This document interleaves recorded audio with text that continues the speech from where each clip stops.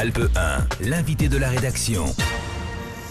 Avec nous aujourd'hui un ancien ministre et sénateur des Hautes-Alpes aujourd'hui, Pierre-Bernard Raymond, bonjour. Bonjour. Autre problématique, Pierre-Bernard Raymond, l'A51, Maxime, puisque le schéma national des infrastructures de transport, c'est un peu la dernière chance du chaînon manquant de l'A51. Voilà, il y a l'avant-projet qui est sorti cet été, on sait que c'est un combat qui vous tient à cœur, vous essayez de mobiliser un peu justement dans les différents départements limitrophes du nôtre et même au gouvernement.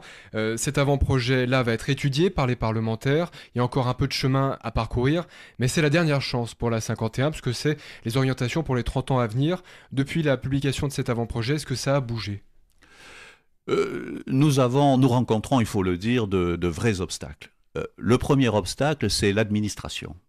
La haute administration du ministère de l'Environnement et avant du ministère des Transports, la direction des routes, aujourd'hui la direction des infrastructures, a toujours été contre cette autoroute. Elle est plus douce avec certains projets d'autoroute différents. Et c'est un État dans l'État, elle fait à peu près ce qu'elle veut. Elle a toujours été pour une deuxième autoroute dans la vallée du Rhône, plutôt que de faire des autoroutes dans les massifs, aussi bien le massif central que les Alpes. Alors, en ce qui concerne le Massif central, les hommes politiques tels que Pompidou, Giscard, Chirac ont imposé l'autoroute du Massif central et ils ont même réussi à la faire gratuite. Nous avons réussi à faire un certain nombre d'avancées, jusqu'au col du Fau d'une part et jusqu'à la Saulce d'autre part, mais il y a une résistance très très forte de l'administration pour terminer ce chaînon manquant. C'est une question de principe et d'amour-propre, et personnellement, je considère que c'est intolérable. D'ici janvier, ça a peu de chances de bouger quand même. C'est vrai que ça sera très très difficile, je ne le cache pas. Et puis, il y a une deuxième raison, qui est le fait que les Verts en ont fait une question de principe. Ils considèrent que la biodiversité dans les Alpes est quelque chose de fondamental, et je suis à peu près persuadé que dans les négociations du Grenelle, M. Borloo nous a vendu au vert.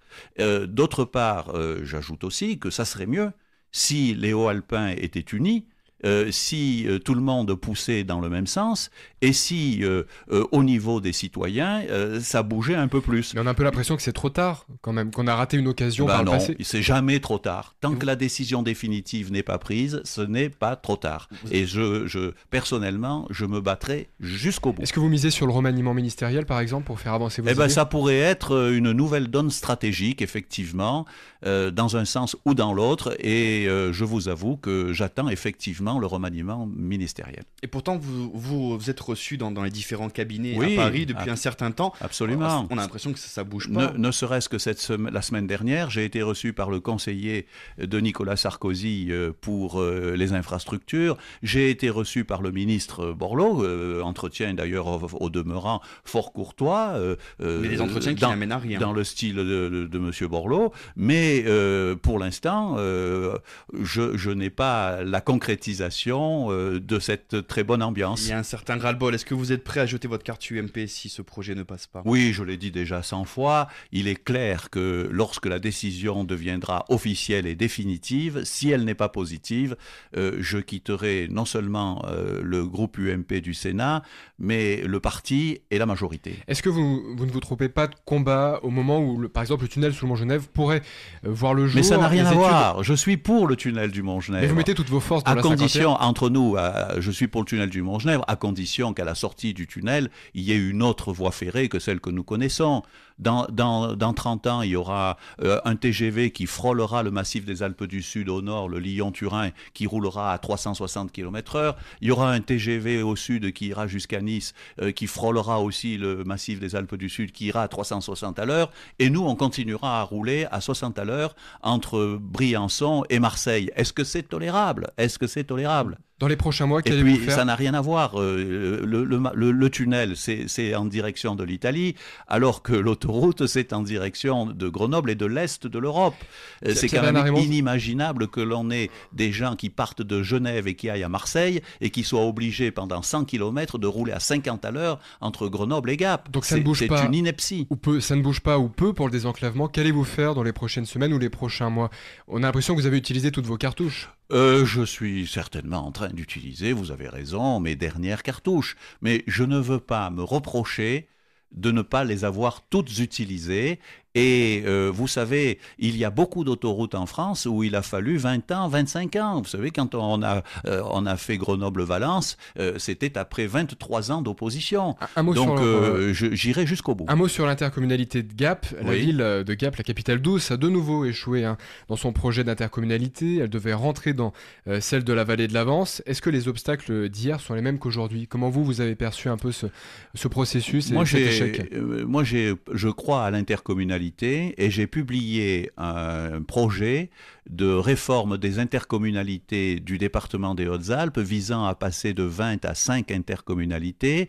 J'ai envoyé ce plan à tous les maires et je ne crois pas du tout qu'il puisse être réalisé immédiatement, mais c'est un objectif et dans ce plan, je propose une communauté d'agglomération qui comprenne certes la vallée de l'Avance, mais qui comprenne aussi les cantons de Tallard et celui de Barcelonnette. Ce que je pense, c'est que c'est une affaire difficile, c'est une affaire là aussi où il faut apprendre à discuter, c'est une affaire où il faut donner du temps au temps.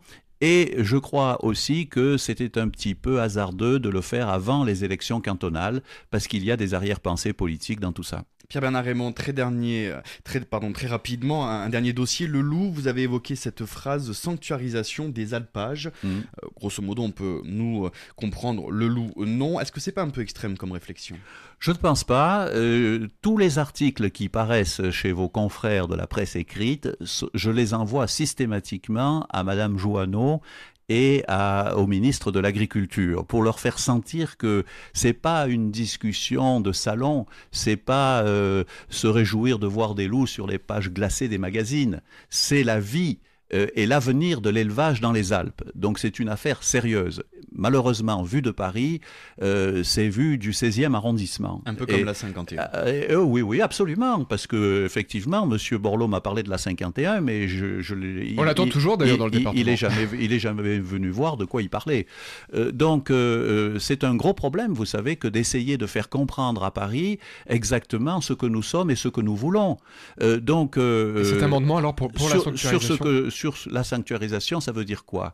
Ça veut dire qu'on n'est pas hostile à la présence en principe du loup en France, mais que dès que le loup est dans les alpages, on a le droit de le tirer. Et je suis sûr que ces bêtes ont suffisamment d'instinct pour, au fur et à mesure qu'ils sentiront le danger, ils s'éloignent des alpages et aillent se réfugier dans les forêts. On va terminer. Et bien, comme ça, tout le monde est content. Pierre-Bernard Raymond, c'est un amendement, il a été étudié déjà? Non, je ne l'ai pas fait sous forme d'amendement.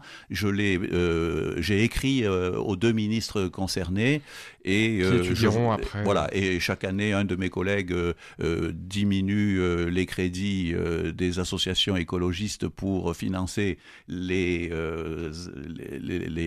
alpages. Eh bien, c'est un amendement que j'approuve et que je voterai. Merci Pierre-Bernard Raymond, donc un sénateur des Hautes-Alpes qui préférerait avoir un ministre et la 51 dans son département plutôt que le loup. Retrouvez l'invité de la rédaction en podcast sur alpe1.com.